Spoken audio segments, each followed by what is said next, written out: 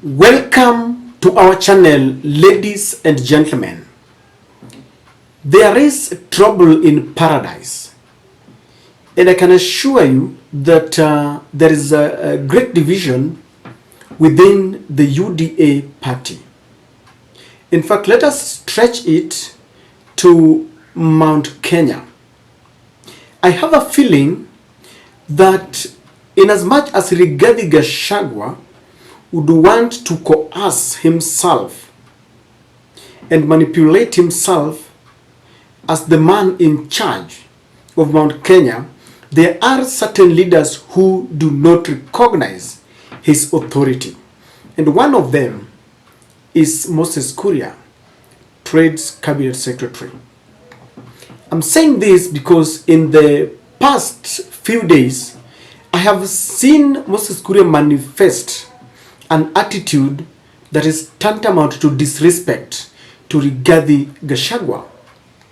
You all know that while William Ruto was in the USA and Rigathi was somewhere trying to market our coffee, Moses Kuria made utterances that didn't go down well with many Kenyans.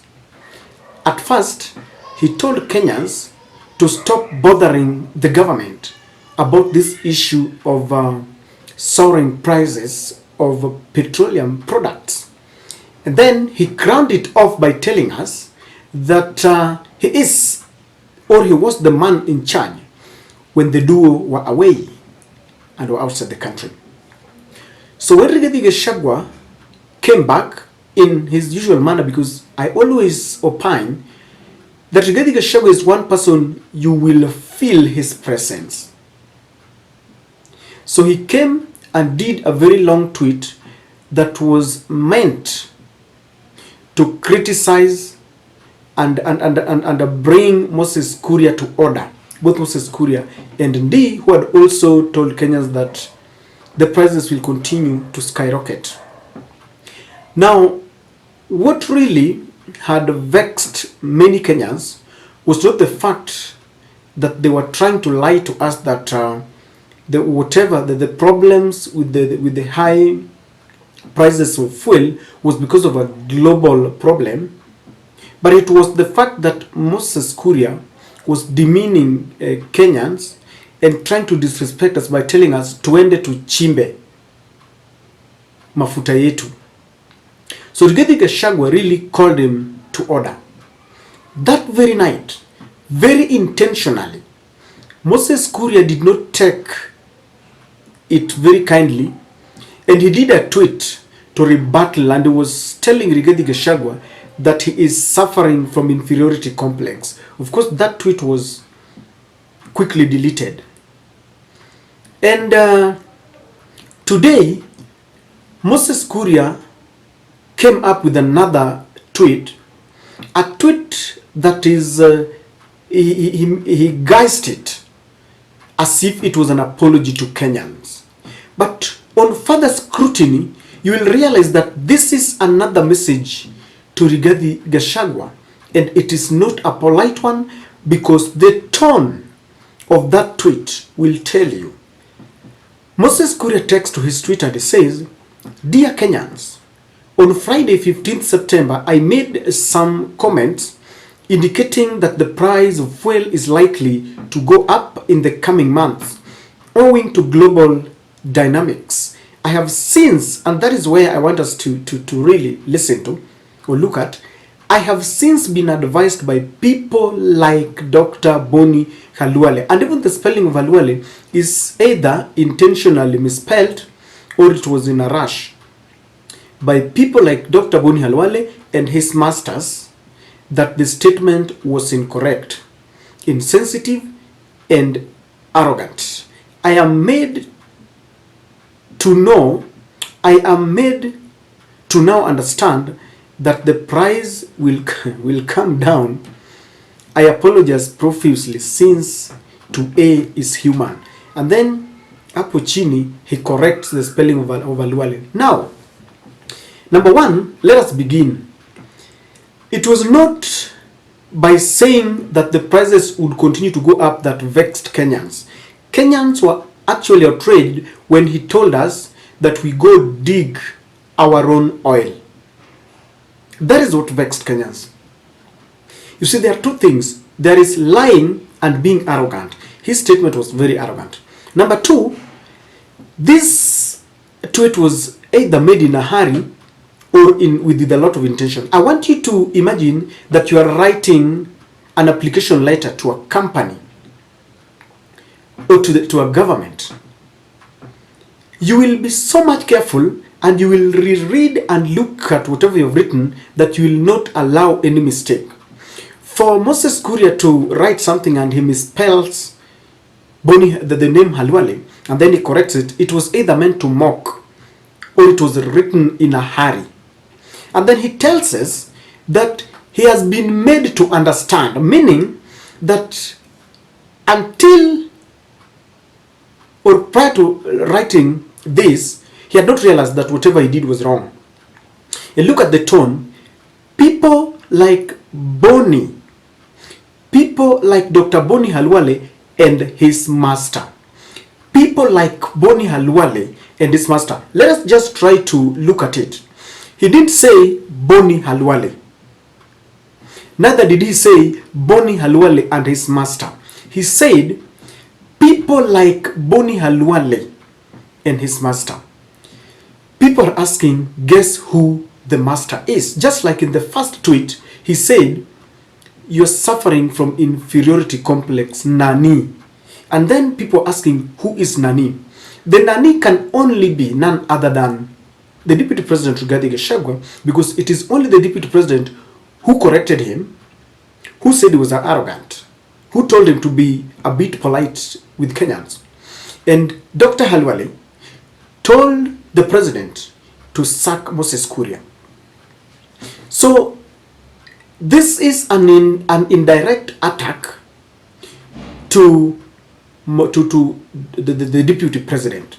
And one thing I have noticed, Moses Kuria does not recognize the authority of the deputy president as the Mount Kenya kingpin. Let me ask you at this point, who do you think proposed Moses Kuria to be appointed as the Minister of Trade? Did William Ruto just appoint him because of their closeness, or was he seconded by Rigathi.He? If you ask me, it was William Samoei Ruto. You know, in a cabinet, there are people who are seconded by the deputy president.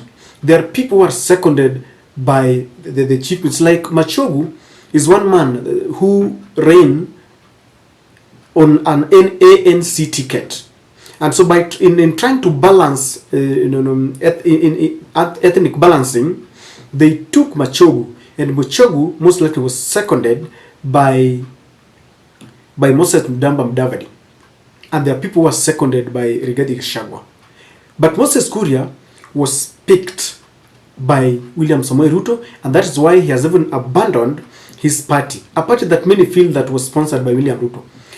So he does not recognize Rigathi.He, and that is why he's manifesting disrespect. He's only coming, short of calling Rigathi by his name. For someone to say people like Boni Halwale and his master, I mean, this is so demeaning. Number two, if Boni Halwale thought that Moses Kuria would be sacked, then he's wrong. Moses Kuria is a barking dog. The owner is out there. And that is why Boni Halwale called out on the owner of the dog to calm it down. But Moses Kuria won't be sacked because he's protected by William Ruto. Remember when we had this saga of maize, it was Moses Kuria who was talking about it, and people are wondering, where is Mythical Inturi? Moses Kuria is used on deals. Moses Kuria is used to pass a message that no any other person can pass. Moses Kuria, together with Ndindi Nyoro, are people who are used to checkmate Rigathi.He, because William Ruto would not want a situation where Deputy President Rigathi.He has Mount Kenya for himself. He would not want a situation where, for example, he cannot go to Mount Kenya until he passes through Rigathi.He, because that will be the beginning of doom to William Samoei Ruto. If Rigathi.He realizes that he can control the whole of Mount Kenya. If today he can succeed in calling upon people like Martha Karua, people like Jeremiah Kioni, all those people, and reconciles with the Uhuru family and goes to people like Peter Kenneth, I'm telling you, he can be tempted to contest in 2027. In 2022, in 2027, I mean. He will be looking, just trying to, he will try to look for a running mate. And this is why Moses Kuria is acting in a manner suggesting that he does not care. And it shows that even in Mount Kenya itself, they are still not speaking with one language. There's leaders who still feel that Rigathi is not the man. And it reminds me of that time when the Kenya Kwanza team was given a chance to give William Ruto a running mate. And it was a tight race between Rigathi Gachagua and Kithure Kindiki, yes. And Kindiki is now doing a good job. He's busy. The only thing ambayo imemlemea ni hiyo security, but Nyayo and the passports and the wild coin is really trying. In fact, he was ranked as number 1. So he defeated Rigathi Gachagua according to the reports that we have. And this still lingers in the minds of many, that he has a lot to do to ensure that he becomes the kingpin. So, ladies and gentlemen, there is still fire in Mount Kenya, and Moses Kuria is one of the people who will be lighting these fires or adding just petrol. So this tweet was never meant to apologize to Kenyans. It is a mockery. It is one that is meant to show Rigathi Gachagua that I know the appointing authority. I remember when Raila, as a prime minister in the coalition government, attempted to sack William Ruto when William Ruto was already in bed with the Kibaki government, and they wanted to sideline Raila. William Ruto told Raila, I know where the appointing authority is, you can't sack me. Moses Kuria knows who the appointing authority is. And so, that is it. It is what it is, and very soon, it is a time bomb. It will explode.